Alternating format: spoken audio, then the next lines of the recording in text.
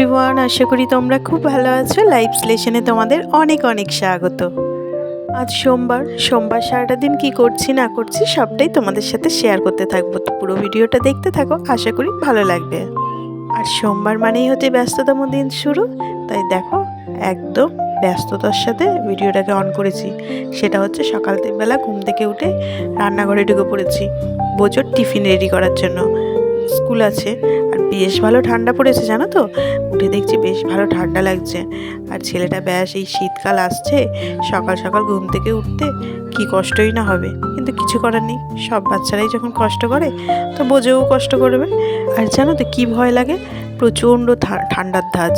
আর এই শীতকাল আসলে পরে এত এটা ওটা হতে থাকে না, মানে ঠান্ডায়, তো সেটা নিয়ে একটু ভয়ই লাগে। যেহেতু ঠান্ডার ধাঁচটা বেশি, শীতকাল আসলে একটু ভয়ই লাগে। আর ঠান্ডা যেহেতু পড়েছে, আজকে দিয়ে ফুল হাতা জামা আর ফুল প্যান্ট ব্যাস স্টার্ট হয়ে গেল। এবার শীত যতদিন থাকবে, তবে সোয়েটারটা আজকে আর পরাবো না, ভেতরে একটু মোটা মতো গেঞ্জি পরিয়ে দিয়েছি জানো তো, যাতে ঠান্ডাটা না লাগে। আর সোয়েটার এখন পরিয়ে দিলে এখন তো অসুবিধা হবে না, কিন্তু বেলা হলে পারে বেশ গরম লাগবে, তাই জন্য সোয়েটারটা পরালাম না। এবার মাথা দিয়ে ভালো করে একটা স্টোল পেঁচিয়ে দেবো, যাতে কানে মুখে ঠান্ডা না লাগে। আর এই দেখো না, একটা চশমা কিনে নিয়ে এসছে কালকে মেলায় গিয়ে, আর ভালোই হয়েছে, চোখেও ঠান্ডাটা লাগবে না। এটা পরিয়েই পাঠাবো। কালকে মেলা থেকেও এসেছে এই চশমাটা পরে, ওরা একদম খুব মনের মতন হয়েছে। আসলে সানগ্লাসও আছে, তবে ওটার থেকে দেখছি এটার প্রতি খুব ইন্টারেস্ট। আমার নতুন নতুন কেনা হয়েছে তো, আর বাচ্চাদের তো আছেই, নতুন জিনিসের প্রতি ইন্টারেস্ট থাকে। তারপরে 2-3 দিন হয়ে গেলে পরে ব্যাস জিনিসটা পুরনো হয়ে যায়।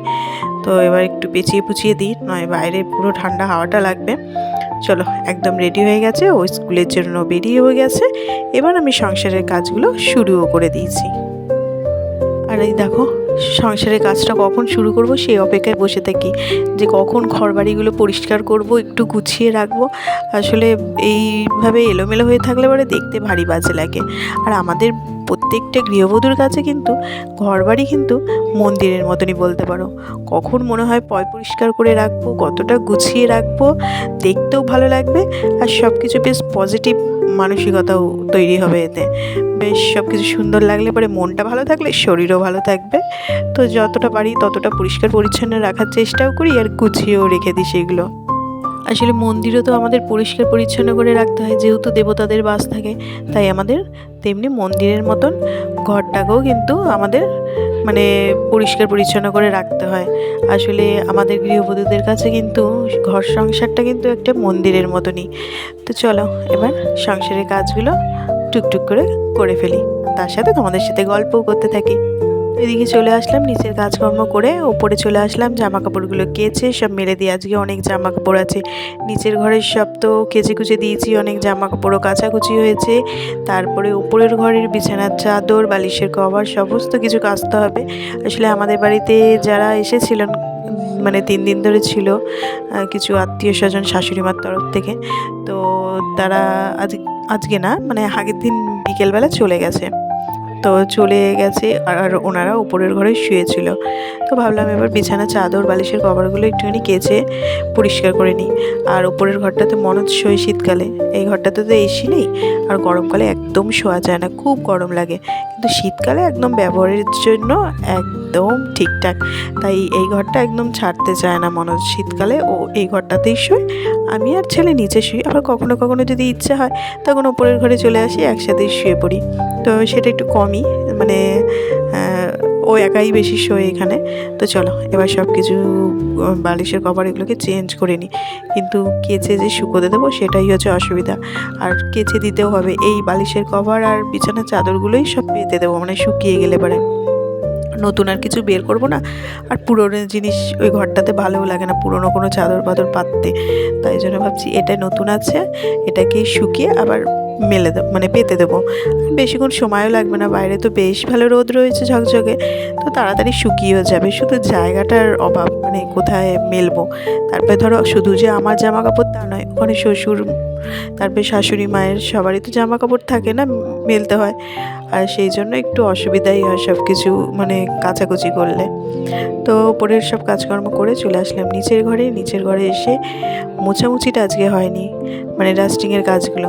তো ভাবলাম যে না, ওগুলো আগে মুছেই ফেলি সব কিছু। একটু পরিষ্কার থাকলে পরে দেখতে ভালো লাগে। হালকা হালকা একটু ধুলো পড়েছে কিন্তু দেখতে ভারী বাজে লাগে, তাই জন্য ভাবলাম না সব কিছু একটুখানি মুছে পরিষ্কার করে নিই। তো তারপরে এই যে একটু লাল চা খেয়ে একটু এনার্জি সঞ্চয় করে নিই। তারপরে আবার রান্নাঘরে ঢুকতে হবে। রান্নাবান্না সব কিছু হয়েই গেছে। সকালে রুটি করেছিলাম, বেগুন ভাজা করেছিলাম আর আলুর একটা তরকারি করেছিলাম। তো সেগুলো দিয়ে খাওয়া দাওয়া সব হয়ে গেছে। এখন এটা কিন্তু দুপুরে রান্নাবান্না করছি। আজকে মনোজ বাজার থেকে কাতলা মাছ নিয়ে এসছে আর তার সাথে গঙ্গার অনেকগুলো চিংড়ি মাছ নিয়ে এসছে। তো এদিকে দেখো উচ্ছে ভাজা রয়েছে আর এক পিস বেগুন ভাজা রয়েছে। সকালে রুটির সাথে করেছিলাম বললাম না, তো এক পিস এক্সট্রা ছিল, এটা রেখে দিয়েছি। আর এটা হচ্ছে চিংড়ি মাছ দিয়ে যে মেটে আলু আছে, মানে মাটির আলু, সেই মাটির আলু দিয়ে চিংড়ি মাছ দিয়ে একটা তরকারি করা হয়েছে। আর এদিকে করছি হচ্ছে কাতলা মাছের ঝোল আলু দিয়ে। ব্যাস এই দুটোই আজকে রান্না। আর ওই দিকে উচ্ছে ভাজা রয়েছে, কিন্তু চাটনি আর আজকে হবে না, কারণ হচ্ছে চাটনি করার মতো কোনো সামগ্রী বাড়িতে নেই, তাই জন্য আর আজকে চাটনি করে দিতে পারবো না। তো এটা দিয়েই আজকে দুপুরেই লাঞ্চ সারতে হবে। আর চাটনি না থাকলে আমার তো কোনো অসুবিধাই হয় না, কারণ আমি চাটনি খাইও না, অতটা ভালোবাসি না। কিন্তু বাড়িতে হচ্ছে অন্যান্যদের একটু অসুবিধা হয়ে যায়। মনোজেরও অসুবিধা হয় বললে ভুল, ওর একটু লাস্ট পাতে থাকলে পরে ভালো হয়, মানে খুব যে চাই এরকম না, কিন্তু শাশুড়ি মা শ্বশুর মশাইয়ের একটু ভালোই হয় এরকম ব্যাপার। তো কিছু নেই যখন, আমি আর কী দিয়ে চাটনি করবো, তাই আর করতে পারিনি। তো দেখো এদিকে তোমাদের বলছিলাম না কিছুক্ষণ আগে যে বালিশের কভার ওইগুলো সব পরিয়ে নিতে হবে, শুকিয়ে গেলে ভালো হয়। তো দেখছি না সব কিছু শুকিয়ে গেছে। তো ভাবলাম স্নানটা করার আগে এই কাজগুলো একটু গুছিয়ে নিই, তাই জন্য বালিশের কভারগুলো সব পরিয়ে তারপরে বিছানার চাদরটাকেও একেবারে পেতে নিয়ে ঘরটাকে একদম পরিষ্কার পরিচ্ছন্ন করে দেবো। কারণ হচ্ছে মনোজ ঘরটা ফাঁকা হয়ে গেছে, এবার মনোজ দুপুরবেলায় এখানে শুতে আসবে, তাই জন্য একটু গুছিয়ে গেছি, পরিষ্কার পরিচ্ছন্ন করে দিই। তো এদিকে এই কাজগুলো করে নিয়ে তারপরে স্নান করে নেব। ওদিকে প্রায় 12:30 এরকম বেজে গেছে। তারপরে পুজো 1:30 না 2:45 নাগাদ ঢোকে, 1:30টায় ছুটি হয়। তো ও চলে আসবে, তার আগে আমি স্নান করে রেডি হয়ে নেব, যাতে ও চলে আসলে পরে ওকে স্নান করানো খাওয়ানো এইসবগুলো তো সবাইকে খেতে দেয়, এইসব কাজকর্মগুলোও তো থাকে দুপুরে। তো এই কাজগুলো তাই জন্য আগেই করে নিলাম। তো দেখো বিছানাটা একদম গুছিয়ে নিয়েছি, একদম ঘর পরিষ্কার করে রেডি করে নিয়েছি, বেশ দেখতেও এখন ভালো লাগছে।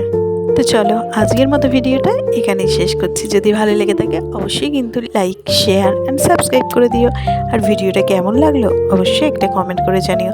তোমাদের এই সুন্দর সুন্দর কমেন্টগুলো পড়তে আমার কিন্তু ভীষণ ভালো লাগে। তো আবারও ফিরে আসছি নতুন কোনো ব্লগের সঙ্গে, ততক্ষণের জন্য টাটা, বাই বাই।